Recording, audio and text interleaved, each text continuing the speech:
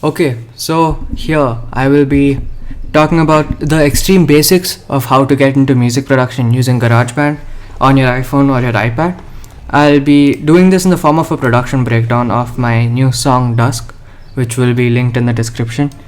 So I will talk about plugins and the basic interface of GarageBand. I'll talk about plugins and effects. I'll talk about MIDI. I'll talk about audio tracks. And yeah, that's kind of all there is to it. Okay, so let's get into it. So first of all, let's see these things. Alright, these are a bunch of guitars that I've recorded.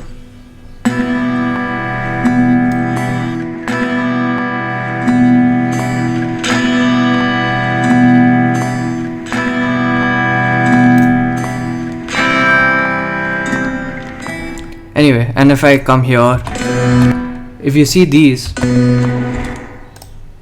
okay, first of all, I think I should mention these are all what's called tracks. Alright, so you have in GarageBand for iOS, you're limited to a total of 32 tracks. So if I try adding one, it'll say it contains the maximum number of tracks. Alright, so let's see. In the tracks, you can have audio files, you can have MIDI files, which I will get into later. You can have you can record things into it. You can basically do anything you want. And when you export it, it will all get merged into single .wav or an MP3 or whatever. It'll get merged into a single audio file. Anyway, so let's get into the chords bit. So this is just a normal acoustic guitar that I've recorded into GarageBand, and if I double click on this, you can see that it's a virtual amp. So what this does, it changes the sound a bit. So it doesn't sound like a pure acoustic guitar. It has a kind of clean electric guitar sound to it, but it's not electric, it's acoustic. This one, the riff, it's the same thing. It's pretty much the exact same thing. Next we have this thing. Same thing. But I've recorded, actually these are not the same files, so they actually sound slightly different. So if you okay, so these are just layers. So it's the same thing. I've recorded it 4 times so that it just sounds a bit more pleasing and full, so to speak. And so we can get into panning here if I remove these two. Anyway, okay, so these headphones, which it means solo, it'll only play the tracks that you have soloed, and mute means it will remove that. It'll remove the track and it'll play everything else. Okay, so let's get into guitar C and guitar D, because there's an interesting property to it. First of all, guitar C,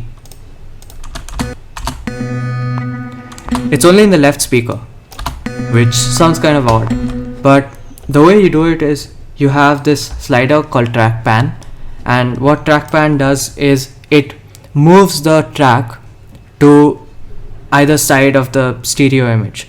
So in this case, I've put it in the max at the left, and in D I've put it max to the right. Alright, so together they sound pretty full. Okay, so those are the guitars. So all these are the guitars. Anyway, so you can do stuff like it. So the effects, let's get to this.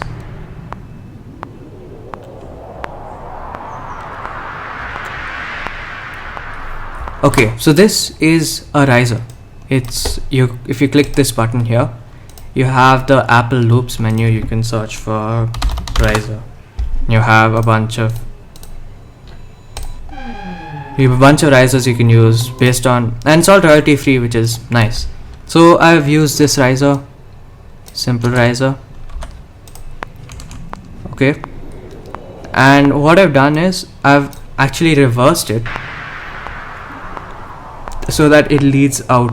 So if I click on the settings bit here, hold on. So I click on settings here, it will show that I've reversed it. So you can actually do weird things like pitch it up. You can increase the pitch, you can pitch it down. Like just in the settings menu, you can increase the gain, make it louder, softer. And you can increase the speed, reduce the speed, you can make it loop. I don't know, I would want to do that for this case, but you can do it for other things. So yeah, so you can just use a bunch of transitions.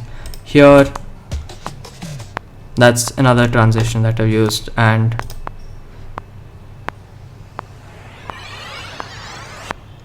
another transition. So yeah, I have all my transitions in this one layer. And so now let's come to MIDI. MIDI is a fairly new software standard for virtual instruments, and it's so you can record MIDI files without actually having a guitar or a keyboard or whatever you want to record. So this is all software. I have not played this. So if I remove this, all the blue things are actual audio, and all the green things are just software based MIDI. So okay, so let's come back to this. So let's say you can, if I double click on this, you have this menu. Click on the top of it, it plays you the chord. You can do notes if you want to do stuff like that. You can do autoplay.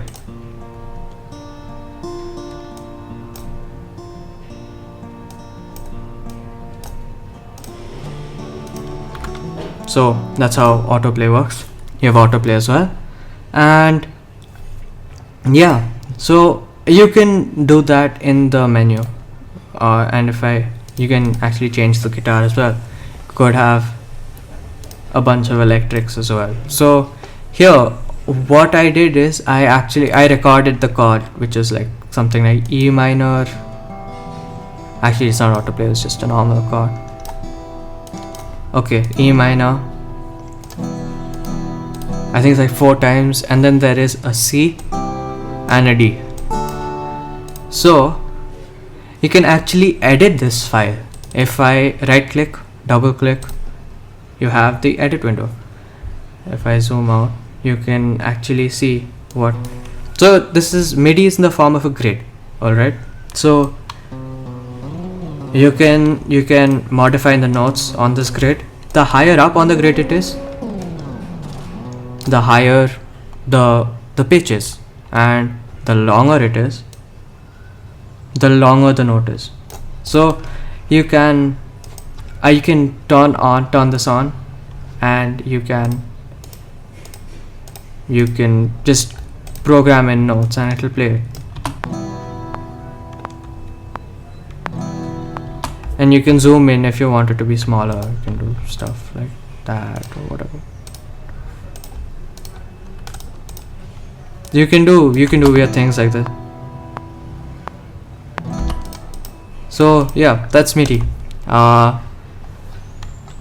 So mainly that's what it is. MIDI, higher it is on the grid, higher in pitch it will be, lower it is on the grid, lower in pitch, longer it will be longer, blah blah blah. Now let's come to the drums. Okay, so here what I did, I played it all actually first on the drum machine. Hit the plays the sound. You can mess with these settings to see what you want it to sound like. Let's say I do this. It sounds very very very low quality.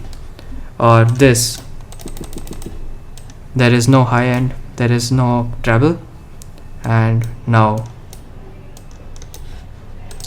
there's no bass. So you can play around with things like that. So I basically played a straight rhythm, like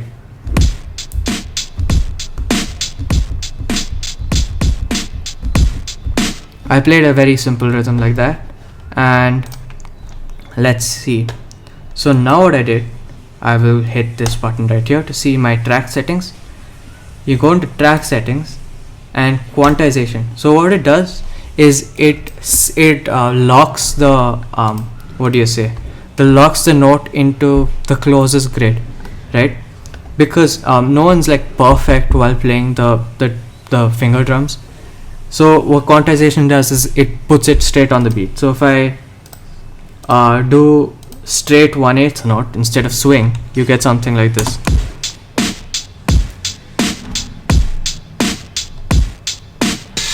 So now swing, what swing is, it's like more jazzy, I guess. There's a lot more space between the notes, and it's so you can have light swing, then that's heavy swing. You can change how the timing of the swing. You can do all that stuff. You can do quantization even for this, for your guitars, and later on you can see with the piano there is, I don't have any quantization, but you can have quantization. So quantization basically fixes your drums or your guitars or your anything, your file. So those are the drums, alright. And coming to the kick, it's just another layer. It's a bit more high quality, I guess. High fidelity is the better term. Like if I compare it to this, there's a bit more audio, I guess, more fidelity. So altogether, like if I compare this part and this part,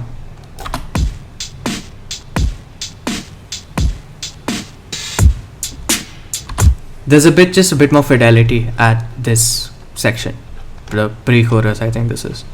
Anyway, now coming to piano. This piano is also MIDI, and I actually used autoplay here. So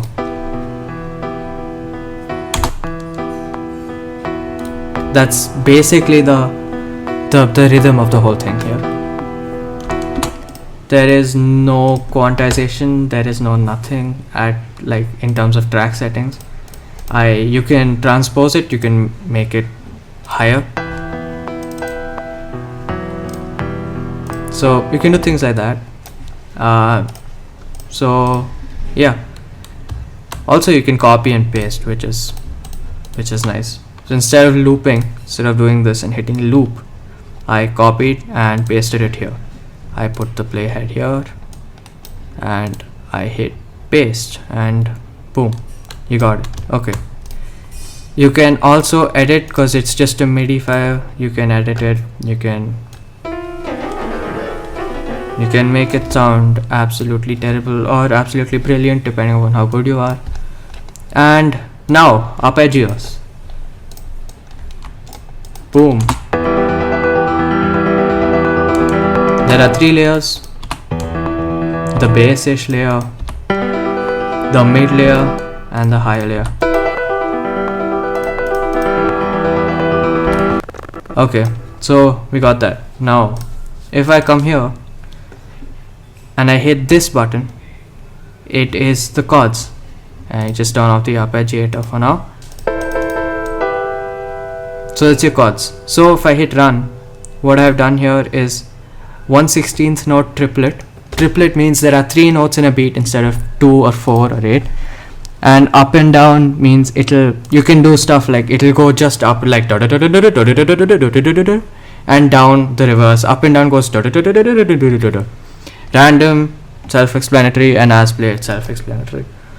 And octave range, 3 octaves means it'll go it'll go higher. 1 means it will not go that high, blah blah blah. So if I just hold it, it'll play. So yeah, that's an arpeggiator. It's not only on piano, there's an arpeggiator. Like if I hit this, you can actually use any of these. You can use the arpeggiator in that, I'm pretty certain. Next we have our chords. This is the same thing, I just wanted it to be louder, so it doesn't really matter. So I used this I just played the chord on that, and I just like fixed it up. Next, we have some pads here.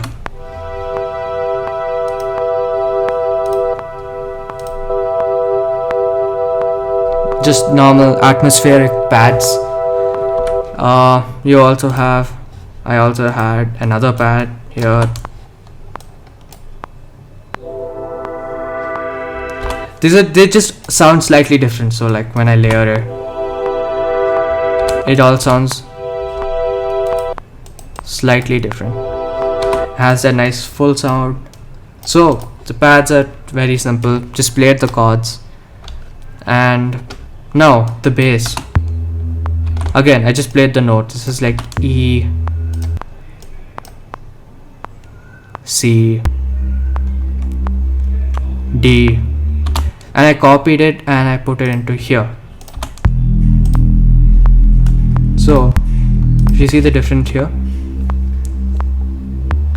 this is without the layer, and if once the layer comes in, there's just a bit more oomph.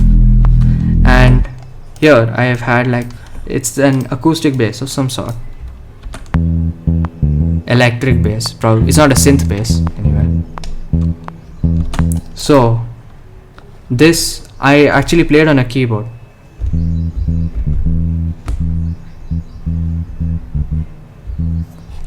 Something of the sort. I played it, I quantized it, made it a bit more straight, and yeah, so now that also is there. And now time for the lead. We have two leads, the same you have here. I just have my melody here.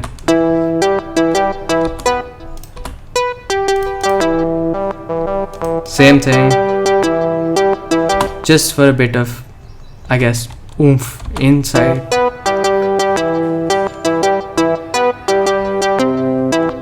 Alright, so that is a lead. I have another lead here. This is at the ending of the song because I wanted some extra oomph. So it just adds something to it.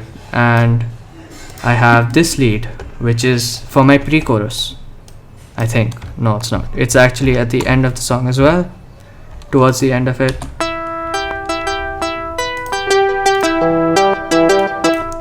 This is before the chorus, before like the bridge part, so I wanted like a bit more high end. Now the verse, we have the verse lead, which is something like this. There are actually two melodies here, which is interesting. It's something which I actually did kind of by mistake, but it's fine. This is the pre-chorus lead. The harmonic lead thing, it just adds a bit more harmony, I guess. It's like has like a built-in harmony thing, which is quite interesting. I just found all of this inside the GarageBand library. You can actually go in here, hit this button, you can see every single one of your keyboards. You have a ton. Alchemy Synth, there's even more. Yes, so many things. Just going through everything takes like so much time. You could go through it for days and days. So that's another one. Now we just have some kits. This is just like as a transition.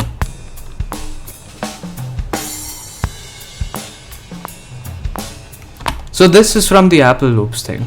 I don't know, it's called like a funk fill or something. Yeah, this is the one. So I just used it as a transition feature. And the last audio recorder, just a bell.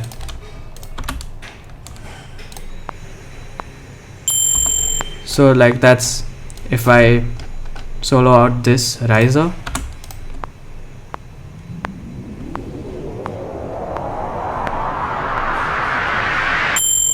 so that's just to bring back everything. So yeah, that's all the tracks in a nutshell. And you also have plugins. If I just go to a track, let's say this one, and I hit this button, and plugins and EQ, noise, you have a bunch of plugins. Noise gate, it basically, it's kind of like noise suppression in a sense. Only some sounds above a certain loudness will be heard. Compressor. So imagine a waveform. Imagine just compressing it. So the softer parts of the wave becomes louder, and the louder ones become softer. And you have your like EQ. So you can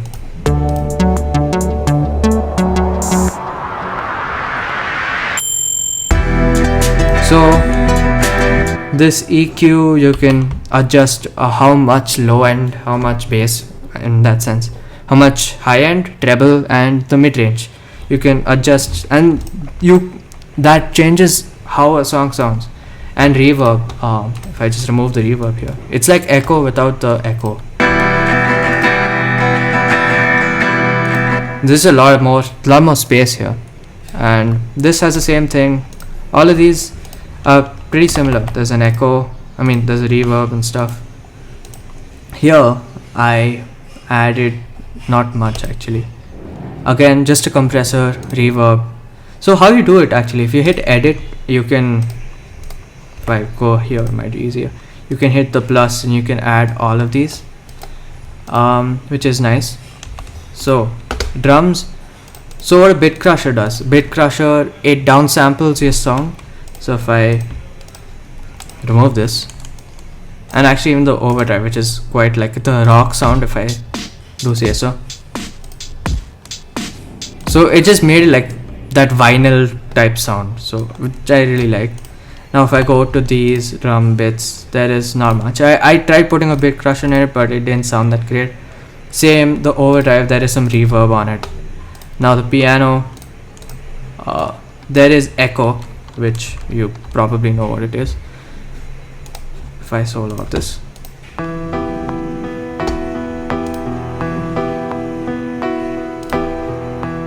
it's not that loud, like you should not have it echo too much, but there is a slight echo if you listen hard enough.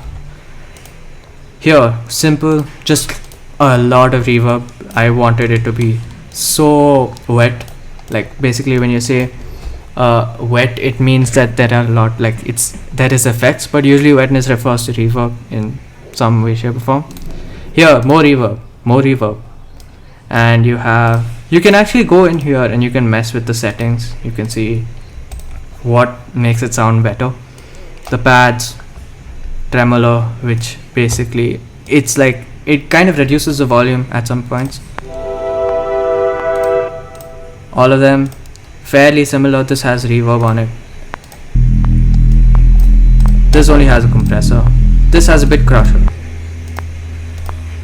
Barely anything. Here, you again very similar. This is all pretty. You'll only probably end up using very similar stuff.